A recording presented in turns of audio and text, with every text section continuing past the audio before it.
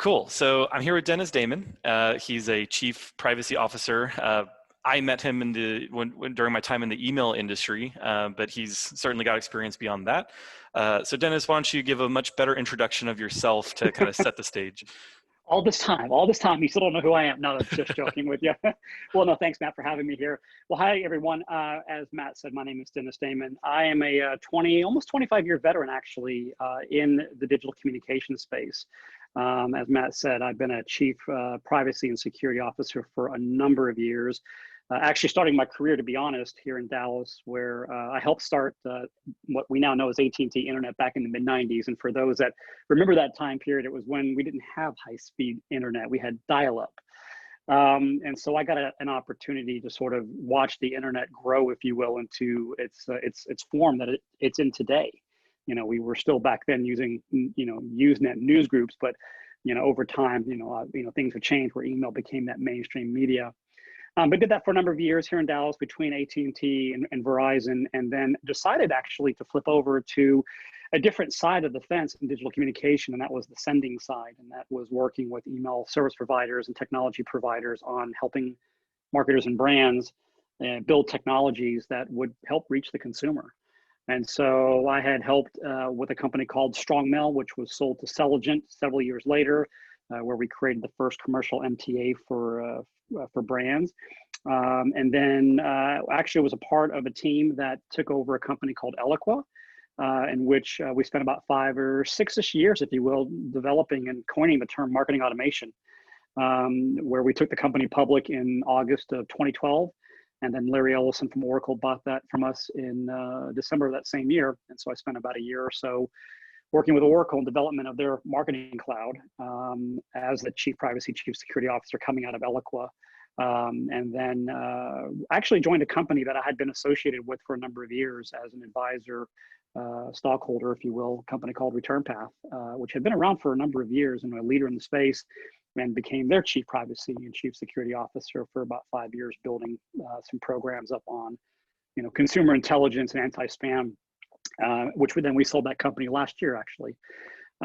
So, that's actually put me in a really good spot, like I said, to kind of understand technology and watch how the internet has changed and be able to take this topic of compliance and apply it towards sort of what we're dealing with today.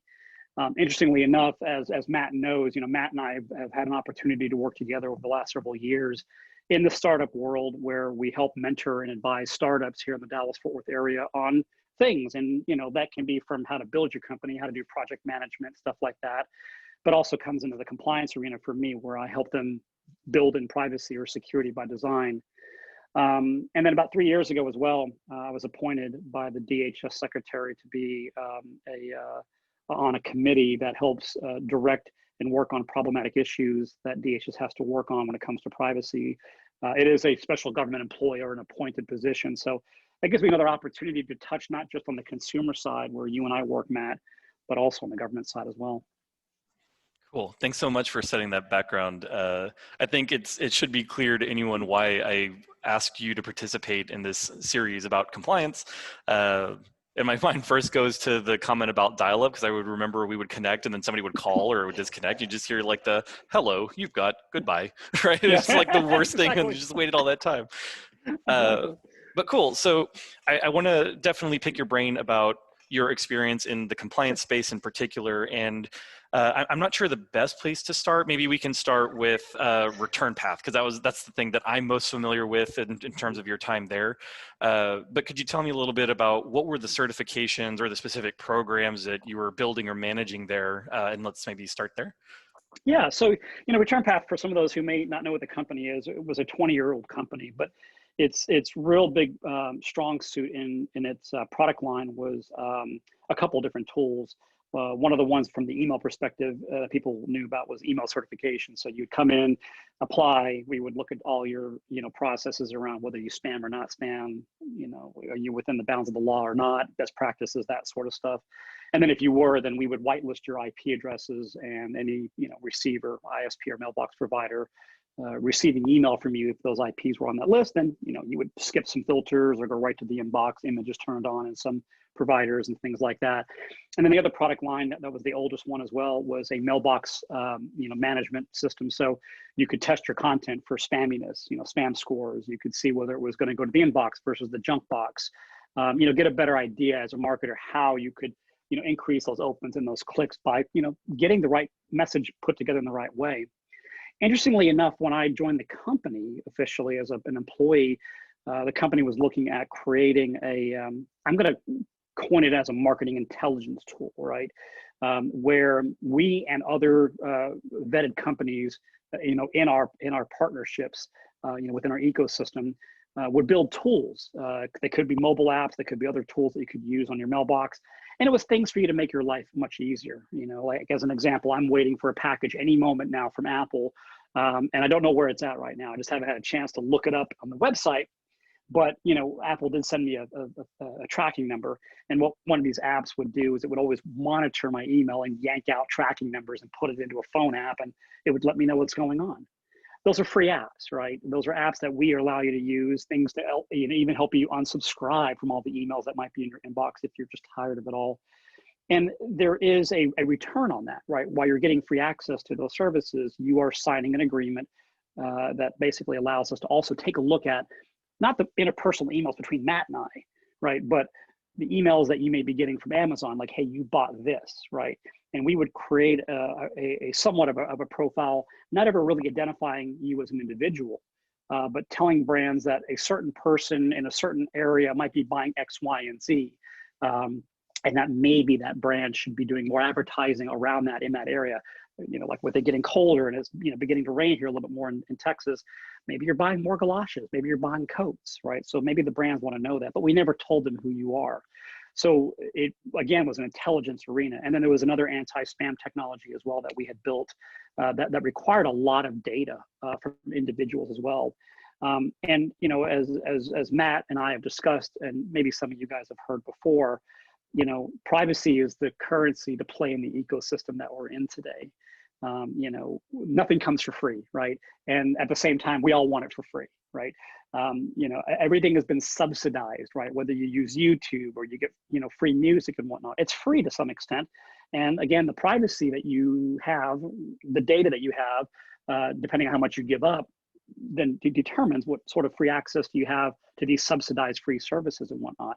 And so for us at Return Path, and to go right to your question, Matt, is that, me joining the company, the company was always doing very well in that arena, but going into these two new arenas, we had to really make sure that, we were crossing the T's and dotting the I's when it came to using that information, because let's face it, email is a personal thing, right? You don't want me looking at your inbox, and I don't want you looking at my inbox, And so we had to make sure that we were doing the right things when it came to promising people that we were not going to sell their identity, but we might sell a persona about them, but not that it was Matt Gonzalez, right? Buying galoshes or something on Amazon.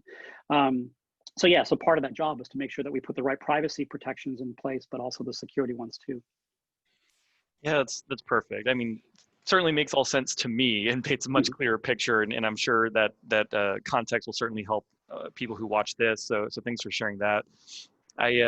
So we typically talk about compliance, at least in where I'm at now, right, with GitLab, in terms of SOC 2, HIPAA, SOX, ISO standards, NIST, those kinds of things. And I think those typically focus on, tell me what you say you're doing as an organization, in terms of your company policy, show me how that's implemented, and then provide evidence over some period of time, maybe. Right. So it sounds like here we're talking about primarily data privacy, which is primarily GDPR, maybe things like CCPA out of California. And I think Brazil, was it, launched their own version of kind of like a GDPR-esque regulation. Right. So I'd like to understand from you, how much overlap is there between something like these, we'll call them industry certifications, and something like a data privacy regulation in terms of what some entity is going to look for? And then we'll maybe unpack that a little bit. Well, interestingly enough, so, starting in this thing 20, 25 years ago, it was all about best practices. I mean, even when we did AT&T Internet, and I actually worked for another nonprofit sort of company called MAPS, which was the first email blacklist ever made under Paul Vixie's management. that's literally like at the time we were a self-guiding, self-sustaining sort of industry. You know, we all wrote our own rules and regulations, my network, my rules. So at AT&T and at Verizon, you couldn't do X, Y, and Z. You couldn't spam us, right? We would block you, right? When companies or businesses would get business email accounts from us, we'd say, hey, by the way, here's our acceptable use policy. You know, you can't do these things, right? If you do, you're going to lose your access or your account or your web page, as we kind of built them out. But over time, right, that changed because the internet itself changed. It went from something a little smaller to something much more massive, and really the amount of interconnecting networks and agreements and stuff like that became really difficult, I think, to manage. And so, yeah, what you started to see was organizations that would then come out and say, hey, we, from a holistic point of view, will help create standards and technologies, not technologies, but standards and processes, I should say, to help you make sure that you're doing what you, like you just said, you're doing what you say that you're doing. And a part of that is both in privacy and security. And so we see that quite a bit. The other aspect of it too, for me as a professional, is why I would love to say that, when Matt and I had a chance to work together quite a bit at another company, I'm not sure if I'm supposed to say the company name here or not, but, Matt and I actually worked together. I was on the board and also an advisor. And so Matt and I worked together pretty closely. We'd love to be able to tell you that we did everything right every single day, right? But with today's technology, engineers, and all these moving parts, things change, not just weekly, monthly, but daily and hourly. And so, while I'd like to be able to say that Matt and I were able to look at everything and say, yes, Matt did all this right and signed up on all this, there are times that we will forget things. It's just human nature, right? We are very busy as humans, and technology is moving and changing. And so by bringing in sometimes these third parties, and as Matt, as you mentioning the certification processes, it's sort of like the idea of who's watching the watcher. Even though that Matt was the watcher for us, right? Who's watching Matt? Is it me, or is it somebody else, within the company? Are we looking out for our own interest or the consumer's interest?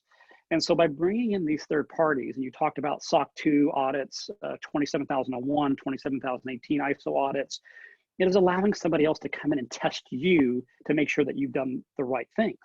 And to be honest, I mean, companies like ReturnPath and Eloqua, whenever we went through our audit processes, I'll be honest, there were some things that we missed. There were some things that we thought were kosher, and unfortunately they weren't. And so these, groups of people come in, they test us, they look at everything, and they found problems. And when they find those problems, then they give them back to us and say, all right, go and fix these and get back to us, and we'll test them again, and hopefully they're fixed, and here's your certification, right? And so it helps us get our jobs done. It's not something to be fearful. It's okay to fail the test, if you will, right? Because you want to learn from that. Then for customers, right, it makes it easier for them to then do their due diligence, right? What we're seeing is as people are adopting all of our platforms, they want to know, like, what's going on with security. They're more hyper aware of the data breaches, because, I mean, let's face it, folks, every single day that we get up, right, we turn these devices on, right, to read the news. We read Facebook. We open up a newspaper. For those who don't know what a newspaper was, it's a piece of paper with everything in it, right? But it always screamed of a data breach. And so we now have hyper-aware consumers and hyper-aware companies that want to know what you're doing now with their data. And so by being able to take these certifications and present that to them and say, hey, we've done everything that we're supposed to do, right? It makes them feel better about it. They'll probably still do some security reviews, but it gives them a better idea that it just wasn't you putting the stamp of approval on there, it was somebody else doing that. Yeah, I think those are a lot of great points, particularly about hyper awareness when it comes to particularly data privacy these days, which of course is certainly interwoven with security. But I want to pull it back now a little bit and Sure. talk about, as you were implementing these types of programs or managing them, what were some of the challenges that you often faced, whether that was internal or maybe like an external perspective? Well, I mean, cost is a big perspective to begin with. I mean, because you're dropping anywhere between $20,000 to $100,000. We normally could keep it around 50 grand for some of these audits, and especially when you're doing two types of audits, right? Because there's different types of them, and you want to get as many as you can. So cost is one of the biggest things, and you have to be able to go to your board and your executive staff, and you have to be able to say it's top-down mentality, but explain that if we don't do this, right, I could have missed something and we could have a data breach. And if we did, then that's going to cost us money in PR, fines, everything else. I think the second point to it would be getting the buy-in from everybody within the company to realize that privacy and security should not be feared, right? I remember lots of companies, you know, as you're walking down, it's the security guy right down the hallway. People are like, oh my gosh, like, you know, here comes a security guy. What did I do wrong? You know, no one likes it when security shows up, right? That's not always a bad thing, right? And so what you want to do is you want to explain to them that, you know, that they're a part of the solution, that you're not there to be the bad guy, right? But you're there to protect the business, to protect their jobs, right? To protect the income for the company. And so getting people to buy into that process is a very important one, because it takes a village to actually do the work. There's a lot of moving parts, whether that's the auditor looking at the physical security, which would then typically fall under the maintenance, or you know, the facilities group. Maybe looking at the wireless network and the cameras that might be on that wireless net or on the network, that would usually fall under IT. Looking at the application processes, that would fall under production. And the list goes on, HR and so forth. And so you have to be able to sell and get buy-in from all those folks to say that this is a good thing. And just because they're testing us and that you may have a problem doesn't mean that you failed. And I'm not going to hold that against you. We're going to work on this together and be a part of this. And so I think that that's the other aspect of that is sort of getting the, you know, that buy-in from everybody and making them be a part of that solution. And I think once you do that, then there's a sense of pride, right, that goes into the work that they're putting in moving forward, because they're willing to think a little bit more about privacy and security by design and building it in during the building of the products or services, and not bolting it on after that fact. So it would probably be those sorts of things. I think would be cost, you know, like, you know, again, looking at sort of, you know, getting that buy-in from, you know, from your staff, I think, are probably the two biggest ones, I think, right now. Yeah, no, that's great. I think it was even you who helped me realize that compliance is a mindset, not necessarily a program or Mhm. some other description, right? And for that reason is that you need Right. everyone to participate. And if even one person doesn't buy in or isn't doesn't have this mindset, then therein lies a, you know, weak link, not in terms of Right. incompetence or blame, but like if you have that chink in the armor, then you know that is going to be a gap during the audit. Yeah. But so I want to explore that a little bit more, where you talk about, you know, cost, right? I think cost is probably the first thing that comes to mind, and not even just the cost of the audit, because that's certainly a large cost, but Right. then like the cost of time, not just Yeah. of the compliance team or the internal auditing team or what have you, but then all of those other departments that you mentioned, like they Mhm. have to at some point participate and dedicate time, and they all are paid salaries and have benefits, and there's overhead there. Right. So I'd be curious to hear from you if there's a story you could share, Sure. you know, how you rationalized or justified, hey, we got to go spend this 50K plus, you know, 6 months or however long of people time on this particular audit. And then a step further, like what were the other benefits you saw for the business in terms Mhm. of, you know, faster sales cycles, better customer trust, you know, those types of things. So I'd love to say I wish it was done in 6 months. It's usually 12 to 18 months. It can be even longer depending on how big your business is. So we'll just get that one out of the way. You know, I think the thing that we had to sort of look at was not just kind of shoving all this down everyone's throat all at once and saying, hey, here comes the audit, right? We're going to be doing this. You've heard me mention the term, you know, security or privacy council. And I think that's an important thing for companies to build into their companies, because again, you don't want to have security and then IT and then production and HR and sales, right? It has to be, again, a team or village effort. And so one of the things that we did to begin with in any one of these processes is we begin that security council. We meet as many times as we can, no less than once a quarter. And what that does is that basically is telling everybody, it's sort of like a board, right? Yeah, sure, there's a chairman of the board, if you will, but everybody has a say, everyone has a vote, right? That I don't want my customers, and when I said my customers, I'm talking about the internal teams, right? Those are my customers, and I have to meet their needs and their wants, right? By bringing them onto that council, that gives them a say in terms of what needs to happen and when it needs to happen. It also gives them the ability to expose, if you will, timelines, critical timelines and pressures that they have that I need to understand, and vice versa, where I have to explain things that I need them to do from a security or privacy standpoint and what those pressures and timelines are. And you'll find that your agreement, right, you begin to smile a little bit more because you're respecting each other, right? And so I think it really sort of begins there. And that part of that then is explaining why the audit's important. what it's going to take, how much it's going to cost, and what it's going to do. And I think as people begin to see that, then they realize, oh, this, there is a huge benefit to it. When you're managing the audit, there is a couple different ways that this comes in. And again, it also depends on how much money you pay. Sometimes on the cheaper side of these audits, yeah, you get an auditor that comes in and they can give you a bunch of documents and say, hey, go fill all this out and go test all this, or go play with this stuff and give it back to me, and hopefully you did it right. So you get to manage the project. Then the higher the cost perspective is, the more people you get from them, and you will get project management people, right? People whose job is basically to bother you to get everything done and to make sure that you're doing it right. And so, I tend to like those because I'm busy. I have other things that's also going on as well. So I don't mind paying the extra dollars to have them come in, because it also kind of speeds the process up a little bit. But once you sort of get that person to get all the information back, what's going to end up happening at some point is that, well, one, to begin with, you have to get your other teams to say, hey, I've got like a 2-week timeline or 3-week timeline to get this information filled out. See if your teams can do it, send it back, let me review it. If I need to sit back down with them, then we can do a one-on-one for an hour, and I can clarify the answers, as we see that they need it, or the auditor can come in and be a part of that.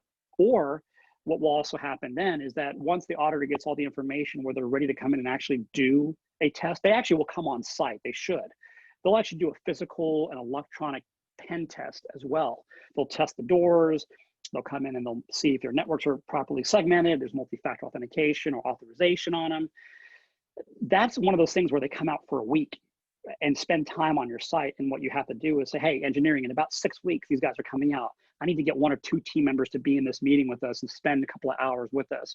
And you help, schedule that, balance that time out, and show that I don't want to waste your time. So, hey, I only know that I'm only going to need you on day 1 for 6 hours. So if you can give me somebody just for that one day, perfect, end of story, and you move forward. And again, you're being respectful. And again, it's a game of being respectful. It's the tragedy of the commons, right? Sort of mentality. We don't want to screw the entire thing up for everybody, but we want everyone to have, use of the land or use of the process in a way that benefits them. And then somebody else can come in and get their benefit, and so forth and so forth. So yeah, it really kind of comes down to sort of making sure that you're planning ahead. And again, it's not a 6-month process, but a 12 to 18-month process, which makes it a little more palatable, I think, for teams that are all involved in something like this. Yeah, no, that's a great point. Certainly depends on organization size, and I think also it'd be interesting to see how these programs or audits evolve as maybe more companies start going fully remote or hybrid remote, and having that factor in. Well, that's actually a good segue into the second part of your question, right? Which is about, then what does this do for you, right, as a company? And like I mentioned earlier, right, when they basically, come in and all of a sudden, like, you have a customer that goes, hey, tell me about your security. And you can go, here is our certification. Here is a signed certification by somebody from the outside. And it says all the things, and this is a maze, so it kind of might look like an audit, but it gives them that good feeling, right, that somebody else sort of came in and did this. And what ends up happening as well is that, you're preparing your sales team, right, and your marketing team to use privacy and to use security as a marketing perspective, right? We're finding that that's becoming a very powerful thing today. And it becomes very powerful, especially when you get it out in the front and done quicker than at the end of it. It used to be where the sales guy would go in and say, hey, we have this great widget. It comes in all these colors, and you can go forward and reverse with it, and here, buy it, right? And then the client would buy it and they go, well, does it go left and right? Oh, well, no, it doesn't. Sorry, but you can pick it up and turn it and it'll go left and right then. But, it's a situational issue where it's a post problem. And so by allowing marketing and sales to then have these certifications and saying, hey, by the way, as we're talking about this, let me be upfront. Like, we take privacy and security seriously. In fact, our privacy policy actually has a signed letter from our, CEO or board saying that we take it seriously, right? That they're just in this game as much as I am as the compliance person, or as a salesperson, I should say. And by showing that to the buyer, right, then it gets that out of the way. It might even start the process earlier, where maybe, let's just say you could be selling to a bank. Well, we know a bank is going to want to still do an audit, but at least gets them off the right foot early on in that buying process, where instead of doing it afterwards and then adding extra untimed timing to this process, it gets it done a lot quicker. But it again allows them to know that it's just not me saying that we're good as a company, but somebody else outside that's a professional in this and that had no say in saying whether or not we were going to be successful or not, right? So I think that becomes a really important, aspect to that. And I just now completely forgot sort of where we were going with that question. Actually, now after I said that part, sorry. No, that's okay. I think it pretty much covered it. I do have one follow-up that's related, which is, and I don't know if you'll have this answer, but I'd love to know, because one of the biggest challenges for a compliance team is, proving our value, right? Like, how do we prove that we are valuable and adding, dollars or some metric of positivity to the company rather than just taking money and spending money and like costing money, right? That was the question. There we go. That's what it Yeah. was. Yeah. So I'd love to understand if you have some past example where you had to quantify this and say like, hey, Yeah. this program that we're managing, particularly for data privacy and security, like here's the bottom line. Here's what we're Right. adding to the actual bottom line, or here's some way that we've quantified that. Can you talk about that? Yeah, actually, usually what I do with a lot of companies is we actually bring in examples where we were going to lose business, right? I can't necessarily say the company, but let's just say it was a big production studio company that might have been hacked a couple of years ago. But after that situation for them, right, they really took on security big time, and they would bring to us at times these way outside the box sort of issues around security and say, "You got to fix this today. Like this is a priority one," and we're going, yeah, that's a priority five, right? Yeah, that your priority is a little different than mine, but we get it. And at some point, they're like, well, if you don't get this fixed, we're going to walk away. And it was a 6 to 7 digit sort of deal at times. And you have to come back and think a little bit outside the box, right? Or not even bring the box in the room and go, all right, fine. All right, you want us to agree to this stuff. Well, I can't make those changes today or tomorrow or next week. It's going to take about 6 months. It's a big change. But as such, here's what we're going to do. Like we will sign an agreement with you that basically says that if we don't have this fixed to your, satisfactory within a certain time period, you can walk out of the contract. I mean, you'll still pay us for what you owe us, but we'll break your contract and you can leave. And you'd be very surprised that a lot of companies are willing to then do that. They'll sacrifice a little bit more security, if you will, for convenience, which I still don't understand. But you begin to say that, okay, if I was working on a $50,000 audit, and this is a 7-digit deal, we already can see the value in that already, right? Just that one deal pays for that immediately. Now, you and I had worked on a couple of deals where same thing was happening. Like they wanted to know what we were going to be doing. And we made some assertions to them saying that we would get the audit done and that it would close the deal. And it was well worth it because they bought so much more from us as a company. And so that value is definitely there, right? And so when the production teams and the sales teams and everyone else involved in this audit goes, oh, okay, this eventually affects the bottom line, right? Because we're bringing in more deals, makes us more valuable. When Eloqua happened, as an example, when we got acquired by Oracle, I remember the day that we got the call and I was asked to immediately jump into a legal due diligence process. Was expecting days upon days upon days of being reviewed and discussed. I was actually at an event at a conference. I couldn't leave the event because it would have looked fishy, but ended up in a hotel conference room for about 3 or 4 hours and literally was able to walk legal through all of the things that we did from a privacy perspective, whether it was GDPR related or regulatory related, I should say, all the way towards the certifications that we had received from a security perspective. And those due diligence processes already being in place actually made the deal move a lot faster. And the legal due diligence process around security and privacy was done in just a couple of hours versus days upon days. And so we were sort of also preparing ourselves for that. We knew at some point we could be acquired and wanted to be acquired, but, getting that also done made the other company feel good about their purchase and that they weren't going to be purchasing problematic issues and things like that as well. So yeah, I mean, you can sell this off quite a bit and say, hey, it can go towards the deals that we're going to be able to close quicker. It can go towards the deals where we're going to maybe be acquired and they want to make sure that we're secure and that they're not buying problems and stuff like that. It really, the cost perspective of not just the audit itself, but the people and the time and the effort that they've got to put into it, it pays off. And when people begin to see that, they're willing to do it because, again, the company gets sold. Guess what? We all make money. Yeah, no, that's a perfect answer. I appreciate it. I think that's probably all we have time for because I'm trying to keep them a little bit easier to digest at like the 25 or so minute mark. But Yeah. I would love to have a follow up at some point because I think this is a really good conversation. Are there any kind of last thoughts or comments that you have? Yeah, like I think, the thing that I said at least once or twice in this is don't fear privacy and security, but embrace it. As Matt knows, Matt wasn't into compliance the first day I met him, but he completely fell in love with it, like a lot of us will, because we all love to see police cars and firefighters, right? That's just how we are as human beings.